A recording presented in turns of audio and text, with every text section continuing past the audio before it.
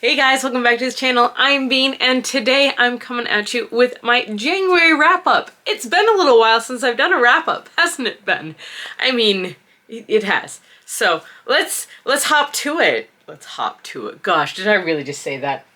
So for the month of January, I'm pretty excited because I actually managed to read 8 books, which for me is pretty damn good.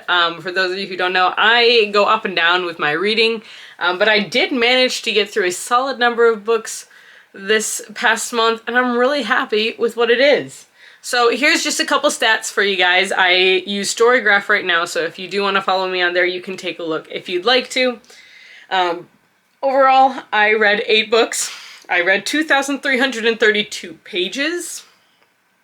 Overall, the majority of the books were adventurous, lighthearted, or dark. So kind of a bit of a big thing there.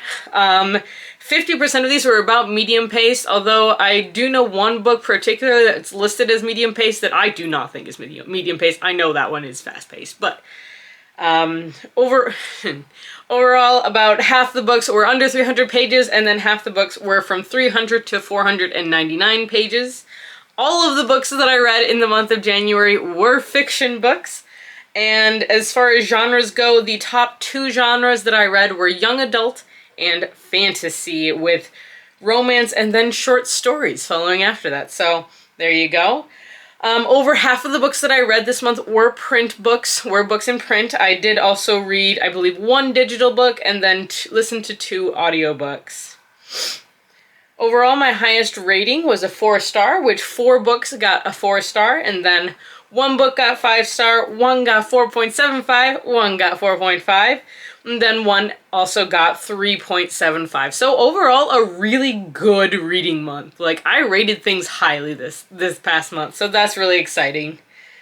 But yeah, so without further ado, let's jump into the books that I read. The first book that I read in the month of January was actually technically an audiobook. I just also have the physical copy, and that's the Simarillion by J.R.R. Tolkien.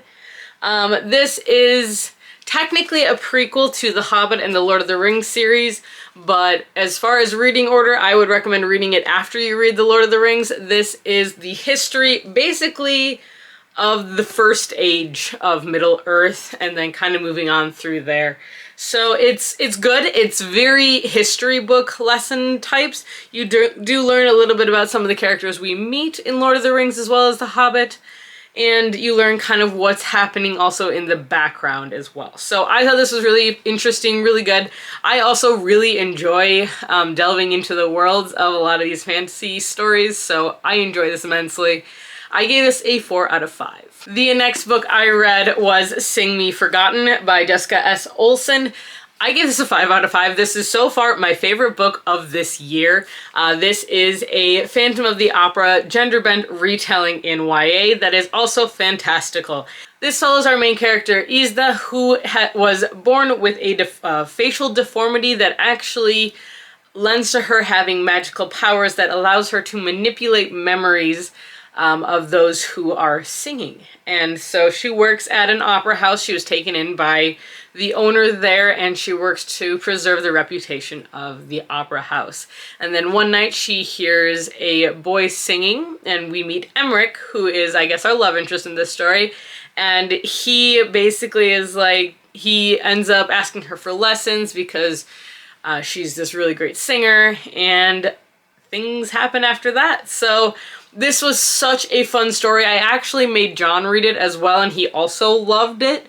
So this was a great story. I highly recommend it. I cannot wait to read more of Jessica S. Olsen. She has 1 other book out as of right now, and it's A Forgery of Roses, which I think is fantastical, but with paintings, if I recall correctly, so that is one that I do plan on reading. The next book I read was a library book, and it's one that I did actually read while I was at the library, so I never actually checked it out, and that is Battle Royale by Liesl Adams.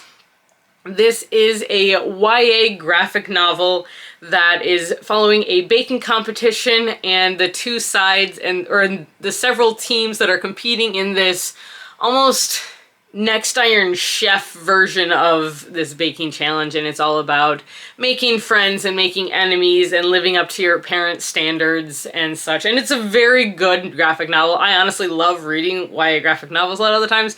They have some great morals in them, and they have some very good stories, and the art in this one was absolutely fun. I loved it. And it was about food, so I mean, it's great. That one got a 4 out of 5 from me, so highly recommend, would definitely read again. The next book I have that I read, I'm so excited to have finished this book, and that is Shorefall, which is by Robert Jackson Bennett. This is the second book in the Founders trilogy by him, and I absolutely adore this series. This series is so much fun. I am planning on reading the third and final book in this trilogy this month, so hopefully the ending holds up, but this is, like I said, this is the second book in this series. The first book follows Sanchia, who is a thief who, when she was little, she was a slave, and she was actually experimented on, and they put a metal plate into her head that allows her to talk to inanimate objects that have been magicked. And because of this, she grew up with a very odd lifestyle, and she has become a thief, and her ultimate goal is to steal enough and to make enough money so that way she can leave the city she lives in and to get out and get surgery to get the plate removed from her head. All this changes one night when she finishes a job only to find a key in the bottom of a box she was asked to steal, and that key is talking to her like a human being, and she ends up keeping the key, and a lot of things start to happen, and it kind of ends up being a big dystopian sci-fi fantasy novel, and it's so intriguing. I absolutely adore this.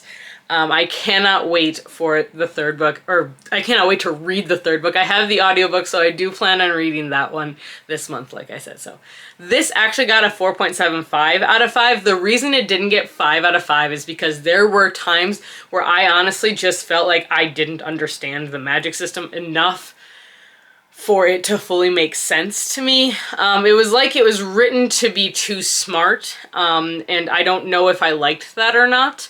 So that's really the only thing that kind of got me, as I didn't like how that was done. It made me feel stupid, if that makes more sense. The next book that I read was another library book, so I did actually have to return it, and that is A Sign of Affection, Volume 1 by Sue Morishita. This is a manga that follows Yuki, who is born deaf, and Itsuomi, who is an upperclassman who really wants to learn sign language, and the two end up bonding and kind of, she's falling in love with him. We don't really get his side, but I've only read the first 2 volumes, but it's very cute romance manga, which I have never read a manga that is purely romance, and I'm really enjoying this one, so that's always good. It did get a 3.75 out of 5 for me. It was good. It wasn't something that was super memorable. I will say I liked the second one a lot more than the first one, but there were things about this upperclassman that bothered me a little bit. Like, he's very touchy. He needs to touch her a lot, and it's kind of weird. But in general, I thought it was good. It was quick. I think it was a sweet story. That's really what it is. The next book that I finished is an ebook, and that is Sir Herward and Mr Fitz, Stories of the Witch Knight and the Puppet Sorcerer by Garth Nix. This is a series of short stories that were published individually over several years by Garth Nix about these two characters as they traveled through their world, performing deeds for basically the coven, I guess, they work for. It was a fun story. It was a fun series of stories that I really did enjoy. The nice thing was that I could put it down for a little while, and I could pick it up and I could jump right back into another story. They didn't have to be read one after another. It helped, I'm sure, but it didn't have to be, and because of that, it made for a really good evening read, so I was able to read it before bedtime and that kind of such. I did end up giving this a 4 out of 5. It was a little long and drawn out at times, and I didn't like all of the plots that went on, but that was more of a personal preference for me. Overall, I think it was well done. I enjoyed Garth Nix's writing, so that's also a personal thing for me. Garth Nix was also one of my first introductions to high fantasy, so that's a whole other part of it, but I would recommend 4 out of 5. The next book that I did finish was the FNAF Fazbear Frights book number 4, Step Closer, by Scott Cawthon, Ellie Cooper, Kelly Para, and Andrea Wagner. So this is the 4th book in this short story collection series. I have the first 5 and I will probably be reading the 5th one this month. They're really short, really quick.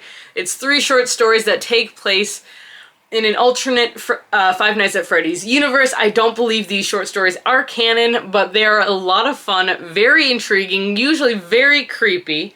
This one was interesting because there were actually 2 stories in this book that had almost, I don't want to say happy endings, but they had semi-positive endings rather than the horror endings that I'm used to from these books.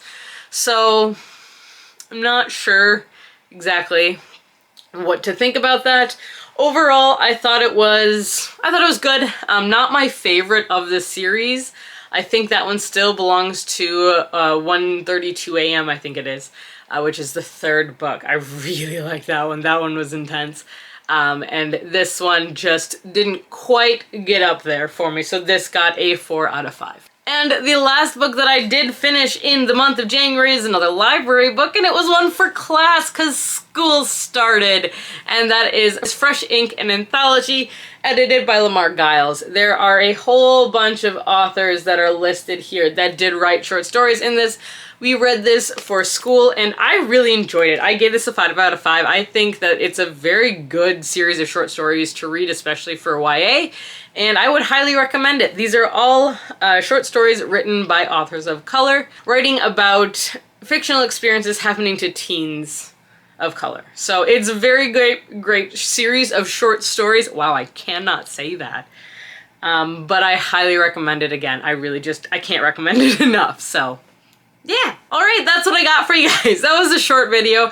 Overall, I have to say, I don't own all of the books that I read, but like, that's a pretty good reading month, especially considering school did start and I had a lot of things going on. But overall, I liked all the books that I read this month, and I'm really looking forward going into February that hopefully I will continue with this trend of reading books that I'm enjoying. So that's what I got for you guys today. I hope you enjoyed this video. If you did, please like, comment, subscribe. We really appreciate it when you do this. It does help us out in the long run. And until next time, guys, stay safe, stay healthy, and keep reading. Bye!